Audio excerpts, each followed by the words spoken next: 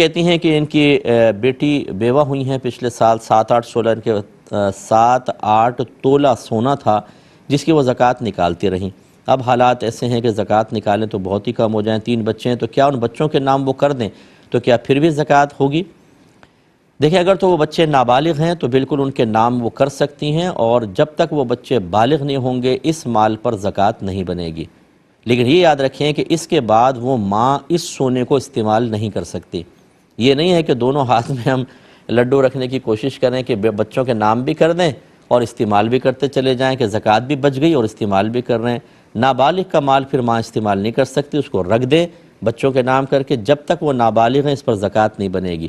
لیکن جب وہ بالغ ہو جائیں گے اور پھر اس پر سال گزرے گا اور ان کے پاس اگر اس کو ملا کے دیگر نصاب کے مطابق مال ہو جائے گا پھر زکوٰۃ کا الگ حساب ہوتا ہے، لیکن جب تک بچے نابالغ ہیں تو یہ ان کی ملک میں کر سکتی ہیں اور اس پہ زکوٰۃ نہیں بنے گی۔